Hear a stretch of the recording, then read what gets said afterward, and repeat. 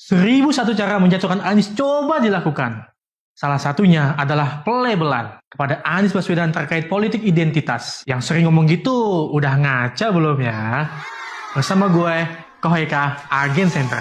Kita bahas dalam Point of Center.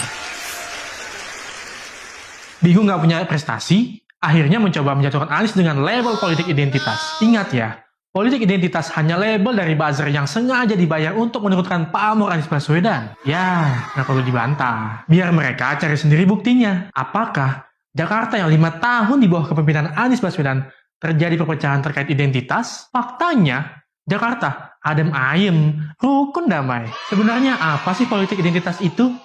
Menurut Wikipedia, politik identitas adalah sebuah alat politik suatu kelompok seperti etnis, suku, budaya, agama, atau yang lainnya untuk tujuan tertentu. Misalnya, sebagai bentuk perlawanan atau sebagai alat untuk menunjukkan jati diri suatu kelompok tersebut. Identitas dipolitisasi melalui interpretasi secara ekstrim. Sebagai tujuan untuk mendapatkan dukungan dari orang-orang yang merasa sama, baik secara ras, etnisitas, agama, maupun elemen perekat lainnya. Dalam dinamika politik di semua belahan dunia, politik identitas itu kerap digunakan. Misal, saat Barack Obama mencalonkan diri sebagai capres Amerika Serikat, terkait identitas Barack Obama juga dimainkan. Sentimen terkait warna kulit, dan lain sebagainya. Apalagi, kala itu lawannya merupakan kulit putih. Misalnya lagi nih guys, kandidat yang berlaga laki-laki dan perempuan.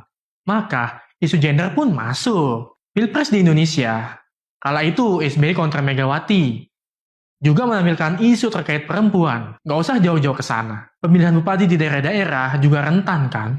Misalnya, kalau nggak suku tertentu, nggak mau dicoblos. Itu kan juga politik identitas, bos. Dan yang teriak-teriak melebeli Anies berpolitik identitas, mohon maaf, ini juga contoh penggunaan politik identitas juga nggak sih? Haritanu, yang merupakan ketum Perindo, membuat statement jika 7 juta etnis Tionghoa dukung capres pilihan Jokowi. Apakah itu kan bukan politik identitas? Karena membawa etnis tertentu untuk mengklaim dukungan. Tapi mohon maaf nih Pak Hari, saya yang katanya mirip Chinese ini, mirip etnis Tionghoa, gak ikutan dukung capres pilihan Pak Jokowi. Karena saya juga punya pilihan untuk Indonesia yang lebih baik ke depan. Ternyata bukan saya aja loh. Pak Yusuf Hamka yang juga etnis Tionghoa juga gak ikutan Bapak sih. Beliau yang menjabat sebagai Ketua Dewan Penasihat Persatuan Islam Tionghoa mengatakan, masyarakat Tionghoa berhak memilih siapapun yang dikehendaki. Gimana dong Pak? Selain itu, statement-statement terkait Presiden Indonesia harus orang Jawa, itu juga politik identitas kesukuan loh. Indonesia yang multikultur dan etnis, tentu siapapun berhak menjadi pemimpin. Pemimpin gak dinilai dari kesukuan, bukan? Semua anak bangsa, jika memiliki rekam jejak yang baik dan bisa membawa Indonesia maju ke depan, tentu wajib kita dukung kan? Jangankan untuk memilih pemimpin, memilih sekolah anak, kantor di mana tempat kita kerja, kan kita juga cari tahu dulu dong, bagaimana sekolahnya, siapa tenaga pendidiknya.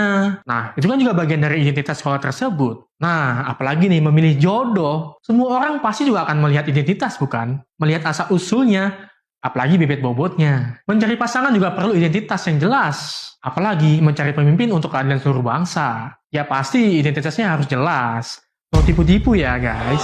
Politik tanpa identitas tentu palsu. Ya kan? Bagaimana juga, kita akan tetap melihat seseorang pemimpin dari identitas yang melekat pada dirinya. Seperti asal-usul keluarganya, riwayat pendidikan, dan pastinya rekam jejak yang sudah terbukti dan nyata loh guys. Karena identitas tidak akan pernah terpisahkan dari seorang manusia. Jangan seperti beli kucing dalam karung.